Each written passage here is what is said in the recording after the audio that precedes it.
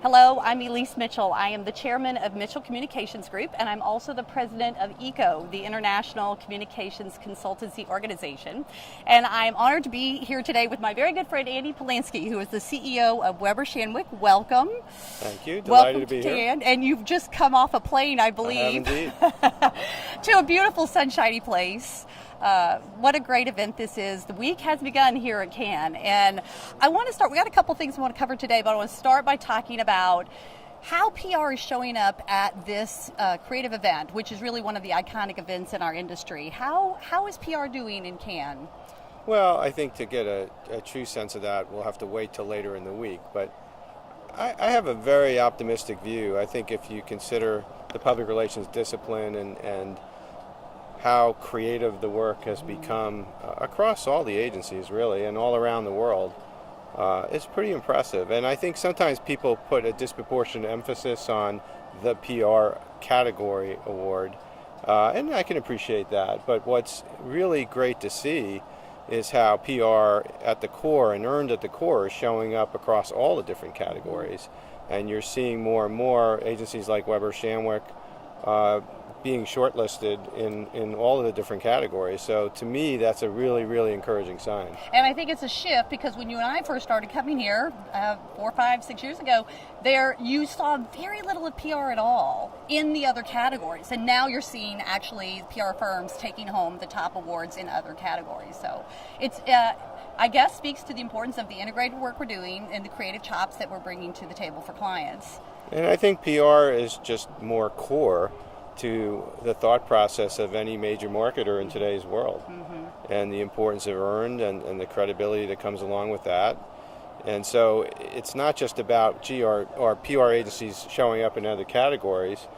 We, of course, are seeing other marketing services companies winning in PR, right. But also looking to how earned can be an extension to what they do. And that makes sense, right? Because we should be thinking more holistically and on an integrated basis. And some of the areas that we play so well, deeply into things such as social issues, reputation, the trust that consumers have with brands. Let's talk a little bit about social issues. You just see so much more of that. And of course, we have worked in it for the entire period of our industry, but talk a little bit about how you're seeing social issues maybe rise to the top of a CEO's agenda. Well, clearly it's a major topic of discussion in boardrooms in the United States and around the world, and so it certainly commands a lot of attention in the C-suite. And I don't know that you can consider a marketing strategy in today's environment without really understanding the context. And public relations practitioners, of course, our heritage is all about understanding context, understanding how issues inform strategy, and consider all the stakeholder inputs in that equation. So I think it's a dynamic time. It's an extraordinarily complex time, but I think increasingly you'll continue to see public relations professionals helping those boards, those CEOs navigate the environment in an appropriate way. I think it's exciting to see CEOs who are really stepping up to take on the role of activists, standing up for some of the core values that they have. Talk a little bit about how we as public relations true strategists and business consultants can advise our clients about when and how to take a stand. Is there some general rules of thumb to be thinking about, or some advice you would share? Yeah, well, I think companies certainly, and rightly so, invest a lot of energy in developing their own mission, vision, values. And there's an expectation that comes along with that on the part of employees, particularly the millennial workforce, that the company is going to live by those values. And part of that in today's environment is to consider what's happening in the environment. Some of those issues are really important to the employees, and companies have to be very thoughtful about which issues do align with their values and where do they take a stand. And that's not an easy, it's a very, decision for sure, but it's an important conversation to be happening inside the boardroom, and I think it's a dominant conversation inside the boardroom these days. I love also that the conversation around authenticity and the power of being authentic to not only your individual beliefs as a CEO or as a senior leader, as executive in a company, but thinking about what is authentic and relevant to your audience, and then having courage to take a risk, to take a stand for something because you powerfully believe in it. My view is that people are not always going to agree with you, but if they see how authentic it is to you, they respect it, and I think it makes them feel stronger about the brand and affiliate more with the brand if that's an issue that's important to them. Well, it's clear to us from all the research that we've done at Weber Shandwick that customers and employees care about the company behind the brand, and they care about the leaders behind the brand. And that's a bit of a sea change over the last 5-7 years. And I think it just speaks to what we're seeing in the environment. And if you look at what's happening, even with respect to purchase consideration, it used to be, we talked a lot about boycotts, and they certainly can still be an effective deterrent in terms of folks not deciding to buy product for whatever particular reason. What we're seeing now, which is fascinating, is a boycott. So people are actually purchasing from companies that they do believe in, or they do see how a company is representing an issue or it aligns with their values in some sort of compelling way.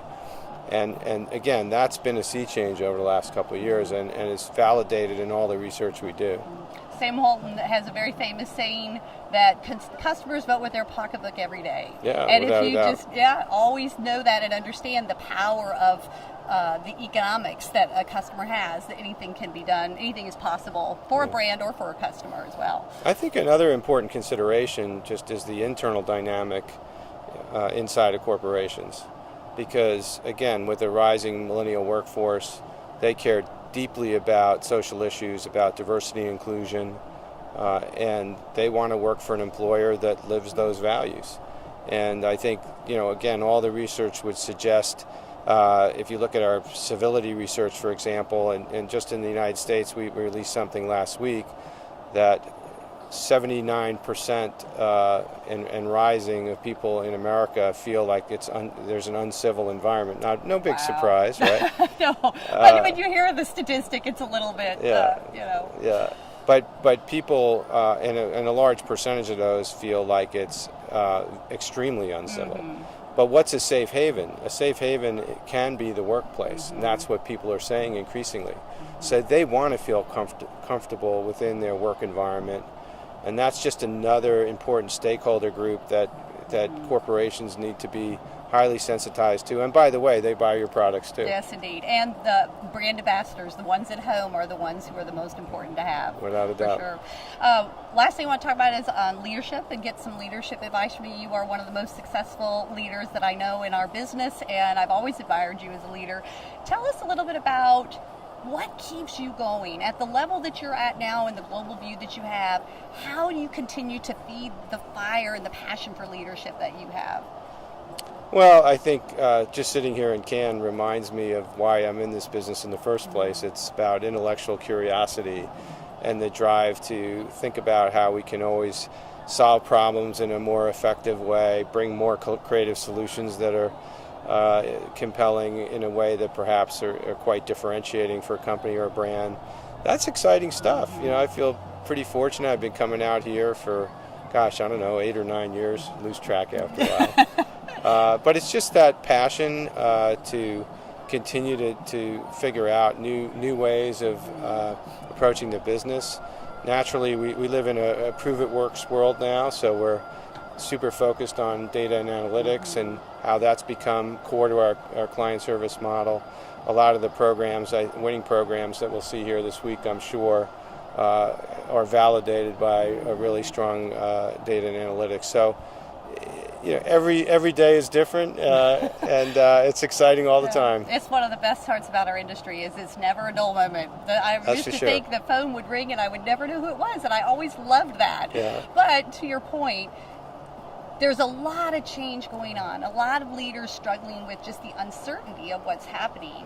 And the idea of being a learning leader is something I've always really wanted to be and wanted to live that way.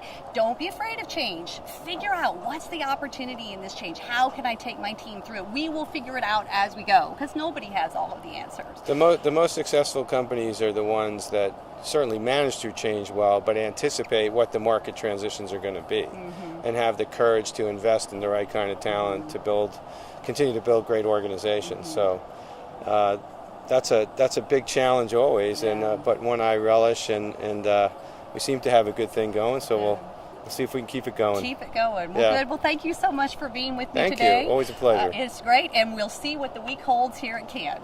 Thanks. Thank you.